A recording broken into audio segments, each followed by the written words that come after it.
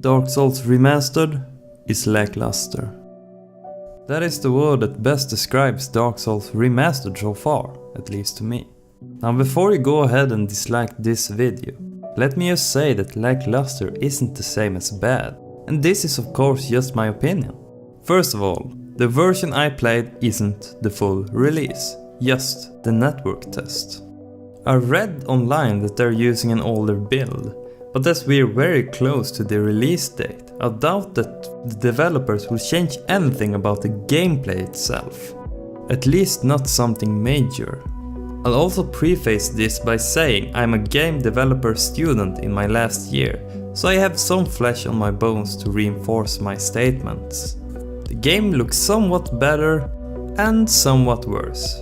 I will say though that this version feels smoother than Dark Souls with DS Fix. It runs perfectly fine and I never encountered any form of FPS drops or similar things. The FPS is constant and reliable throughout. From what I could see, they also introduced motion blur, and I don't know the reason, but it gets tedious quickly, and there's no way to turn it off. I've seen some videos mentioning that the remastered edition looks weird at times, and I couldn't agree more. Sometimes the lighting looks really good, but it's nowhere near as good as it was in the standard edition. The lighting also makes some armor sets look like plastic, or straight up worse, while cloth armor looks better in my mind. They've probably introduced some form of global lighting, and the character always seemed to be too bright because of this, which makes me actually miss the atmosphere that the original version had. It looked gritty, and it felt like you truly were in a dark and somber world. I felt nothing like that in the remastered edition, unfortunately. The original also had this dreamlike blur that enhances the feeling of being in a fantasy world. A big con about Dark Souls 2 is that I felt it was too grey, and many areas felt similar to each other. Dark Souls Remastered feels grey too. They introduced some good quality of life improvements, like being able to offer many items at once to a covenant, and you can also use many souls at once instead of one by one. This is an amazing quality of life change that the original version needed desperately. Another change is that you can also change covenants at the bonfire. I'm sorry, but I hate this change. In my mind, a covenant is a pact that shouldn't so easily be broken.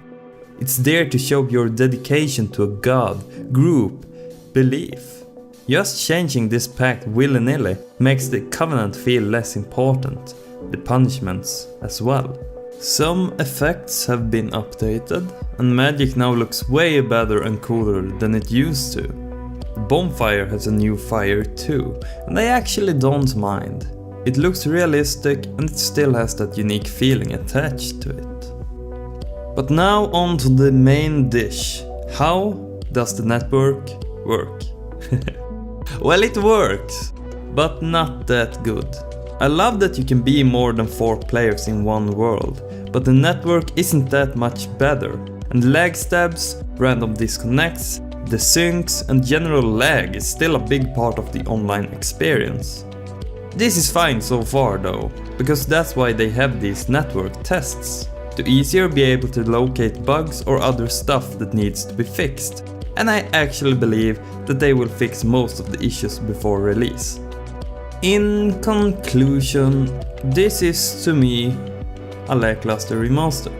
It's not bad per se, it's just not anything near to what I expected. And I think a lot of people feel the same way, especially after that trailer. I understand that console players will feel like this is worth it, and it will probably help bring in some newer players as well, which is great. Breathing some new life into a franchise is never bad. Almost. But if you compare it with other remasters, such as Uncharted, the Nathan Drake Collection, Resident Evil, and even The Last of Us HD Remaster, well, those are what remasters should be like. I don't want to bash on one of my favorite games of all time, so take this as criticism. I just thought that they would add some more quality of life changes. In the end, I just want developers to improve. Isn't that what discussion should encourage? I won't be buying the game myself. It's not worth $40 to me, not even close. But if you want to buy it, do it. If you want to support a certain developer, it's all up to you. See, that's the beauty of decisions. You always make them yourself.